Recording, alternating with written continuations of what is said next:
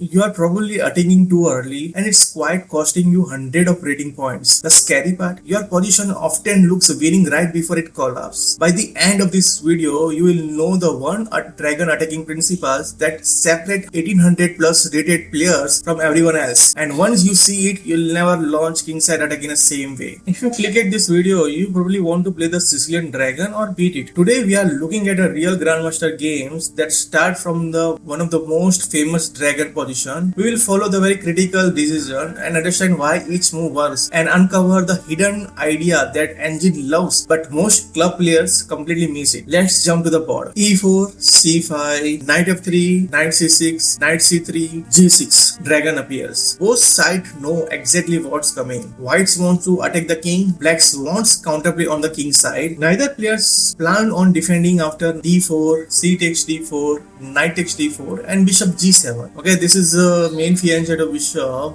that all dragon players must aware is one of the most powerful piece in a black side. Bishop E3, Knight F6, this is a crucial move. Bishop C4, 0-0, Bishop B3 and D6. Ninth move pawn F3. This is a Yugoslav attack. If you have played this position before, you already know things are about to come very sharp. But here is the first secret. Not every attack is a good. Keep that thought in mind. We'll come back to it. Bishop D7, H4. Very natural move. Pawn storm is about to come. Everyone know this move. Then H5. Very interesting move. Most beginner thinks this move weaken the king's safety. Actually, it slow down white's attack dramatically. Here's the question. If white can't open the H file, how exactly is the attack supposed to work? Remember that because whites find another route. Queen D2, RC8, long castle 0-0-0 and Knight E5. Now I have a question. Why the Knight E5 comes? Pause yourselves and comment answer why Knight E5 comes.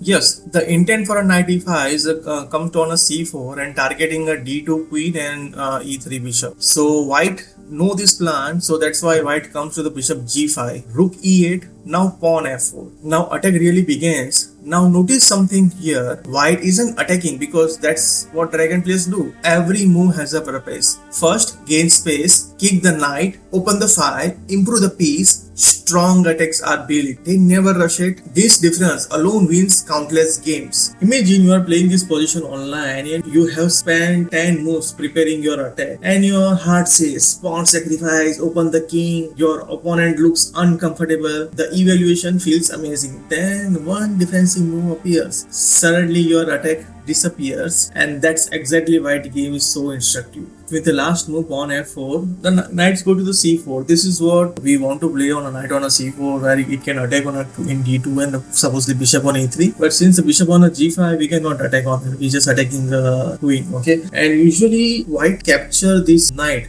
if white has a bishop on a E3, but right now since bishop on a G5, white doesn't have a need to capture your knight on a C4. So white simply play the queen D3 and knight E5, the white bishop to make a choice, okay, we force. But white ignore that plans and go with the pawn F5. With the pawn F5, white finally sacrifice. This is a moment the club player loves. Attack, open the file, destroy the king, but ask yourself one question. What if black simply survive? Because in opposite side castling, the first successful attack usually wins, not the fastest attack. The most accurate attacks always wins. The difference is matter. Now since white already starts small attacks on black king safety, black also need to create some counter attack on a white king side. So black capture knight cross b3. Obviously white won't capture with a c pawn because it's open up the file for a c5 clearly for a king. So it capture with a capture b3 and black plays knight g4. Now stops. Many players who defend passively. Pause yourself and thinks why the engine loves this move.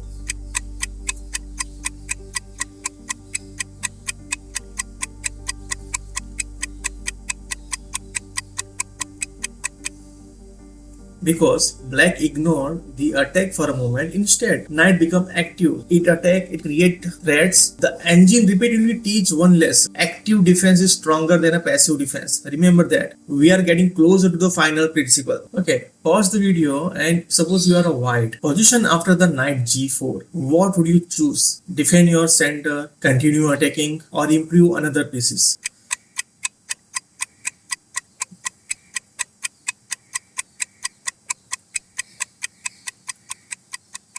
The Grandmaster choice.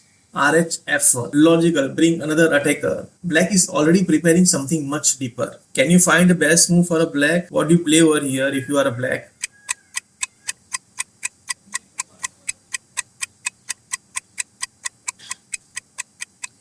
The answer is the counter attack. Queen a5, king b1, e6. This is a brilliant move. Instead of worrying about white's attack, black asks white a question. Can you actually break through? Or are you only pretending to attack? This is one of the biggest difference between a strong player and club player. Strong player don't react, they challenge. Now f cross g6, f cross g6, e5. Look crushing. White has opened up the lines. Everything points toward the king. Then black shocks everyone. Can you find the best move for a black? Pause yourself. You can give me answer in a comment box.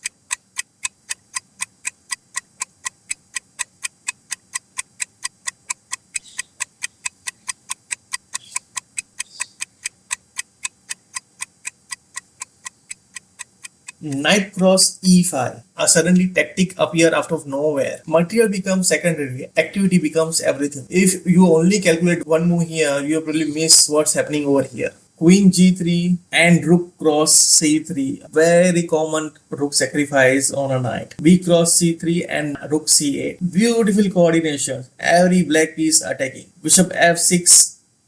Queen cross c3. Black has completely turned at the table. Just few more ago, white looks winning. White is the one who trying to not to lose. That's a hidden danger of attacking without complete preparation. Remember what I asked near the beginning? Why do you so many attack fails? Here are the answers. The club player thinks I have attacking moves. Grandmaster thinks my opponent also has a threats. Every attack must survive the opponent's best counter attack. If doesn't, it wasn't real attack. It was wishful thinking. The game actually end up in a draw after accurate play from the both sides.